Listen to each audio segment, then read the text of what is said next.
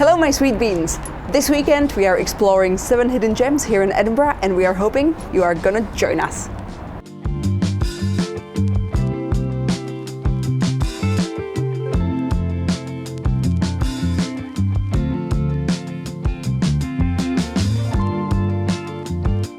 First up, not one, but actually 2 places where you can grab either breakfast or brunch or a snack in the Canonmills area. I think that the Canonmills area has quite a lot of kind of hidden gemmy places because it's just very non-touristy, and basically the only time that you will be walking through it is if you're walking from the city centre towards botanical gardens. So if that's on your list, you definitely need to stop at one of these 2. First of them is the BLUEBIRD Cafe, which is a Tennessee sort of cafe slash diner. It's really tiny and quirky and they make amazing pancakes. Mine were peach and pecan or pecan, depending on how fancy you are, I guess.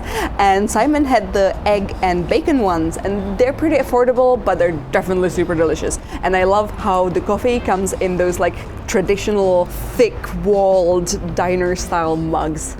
Yes. It is quite tiny though, so keep that in mind. Maybe you don't want to go at around the time where it might be quite popular, so like maybe don't go on a weekend.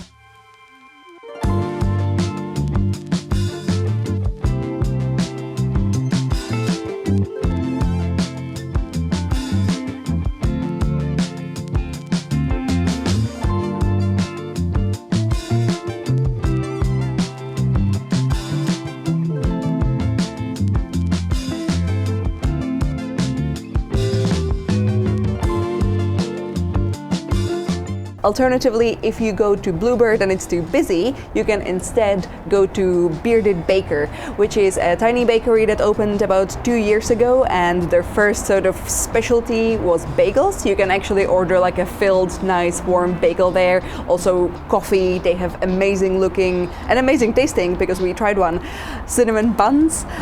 You can also buy like cute little locally made like pickles and things like that, and I think that they have some coffee, like as in like to take away, so if you're a foodie you might want to grab a souvenir there.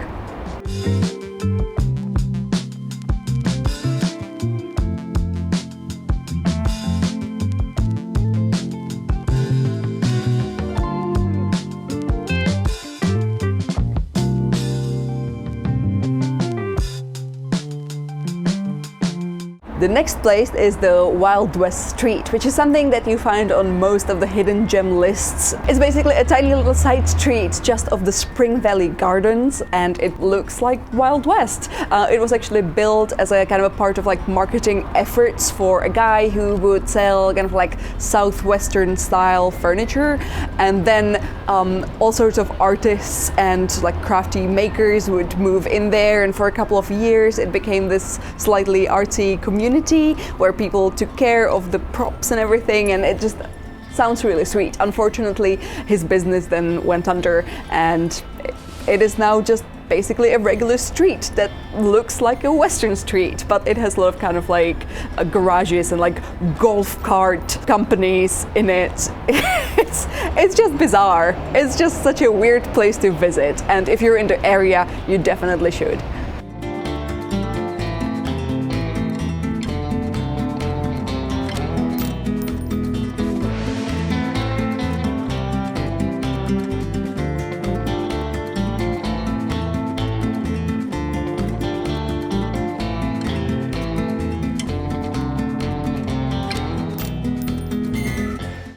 If you are planning to visit Pentland Hills, which are, by the way, those like big ass hills just behind Edinburgh, you can probably see them from the airplane. They also have like a little ski slope on them. They're very cute and I recommend visiting them.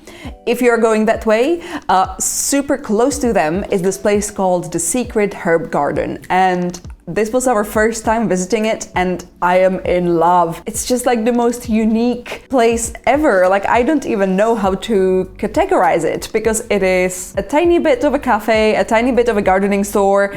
It's also kind of like a plant labyrinth for kids. You can get some nice local produce there, and there were also like pumpkin riddles kind of just like all around the place. There were some very angry geese big ass pigs. It is also the home of the Old Curiosity Distillery, which is the distillery that's responsible for that magical color changing gin. If you're visiting Edinburgh, you probably saw it somewhere around, you know, the souvenir shops. And also, not sure how about the non-Scottish ones, but the Scottish M&S's, Marks and Spencer's, have like their own slightly rebranded version of that made by the same people. So you can pick it up there as well. Anyway, it's free to visit. You can get a coffee there. And what's really cute about it is that like you can get a coffee and a biscuit or a cake, and you can actually just carry it anywhere around the secret herb garden. So there's a lot of tiny little nooks and crannies where you can just hide away from the other people. You can also buy yourself some plants for the home, usually, you know, herbs, so actually useful plants, you know, to add to your never-ending collection of succulents, which are a bit less useful, maybe.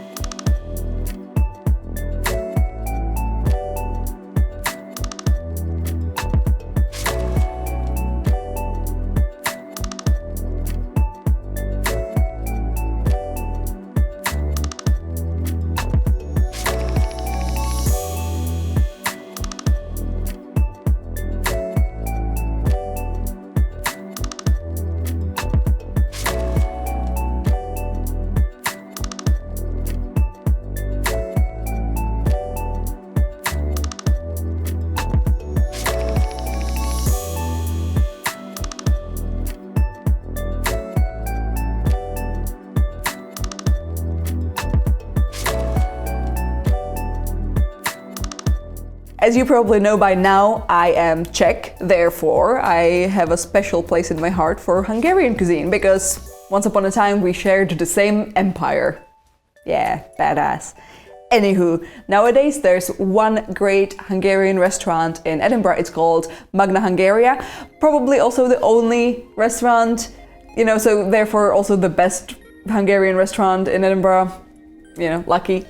Anywho, they make nice food, very pleasant goulash of many meat kinds, but I'm gonna give you my pro tip, which is going there for dessert, because I think that Hungarian sweets and cakes and such are really underrated. And honestly, like if I went out and asked locals what they think of Hungarian bakes and desserts and puddings, they probably wouldn't really know what they are. And that's why you all guys should go to MAGNA HUNGARIA and try the Hungarian desserts. My favorite is the chestnut puree, which, just like pretty much everything else they do there, is kind of boozy. Just very pleasant, you know, like if you have it with the side of their amazing Hungarian wine, you're gonna have a very nice night.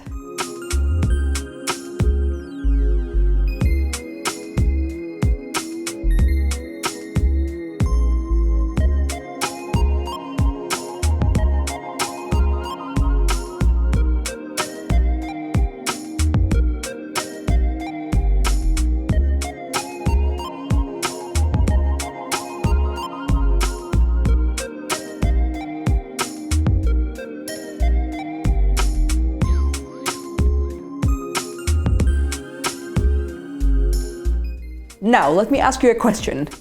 Do you like watching random dogs? Do you like watching airplanes landing super close to you?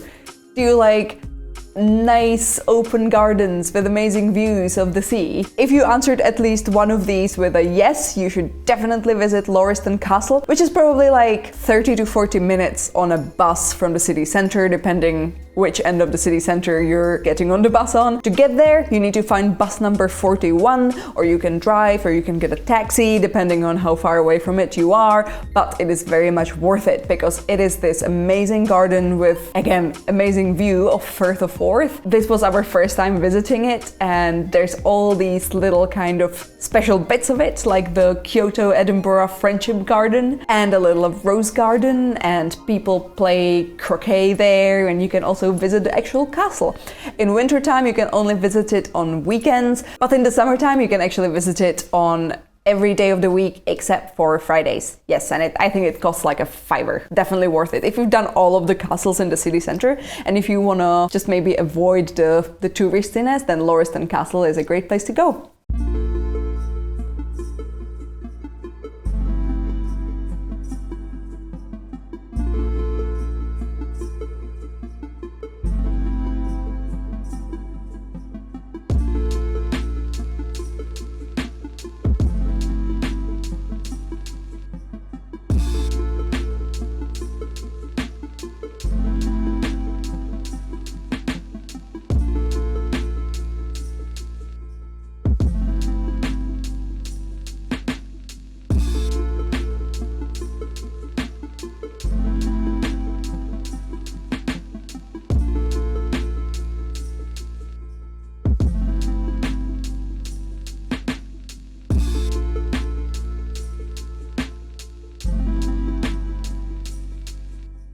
Okay, now we're getting to the finish line. This is our last bit for this hidden gem video. It is a place called Stack, and it is a dim sum place down in Leith. It used to be open quite some time ago, and then they closed for about a year or two, and it brought me so much sadness. I really like that place. As you're gonna see from our footage, it is really very hidden gemmy in all facets of its existence. It's quite kind of like tucked away, and it's not like the most fancy looking place. It's you know, visually quite basic, but trust me, the dumplings are delicious. You should probably get like 3 or 4 plates for every person, and you know, you can always order more. All of the ones we tried and shot for you for these videos, I can wholeheartedly recommend. They are super tasty. So if you're visiting Edinburgh on a cold day, or if it's super rainy and you're really craving some nice Asian comfort food, I can really recommend Stack for that.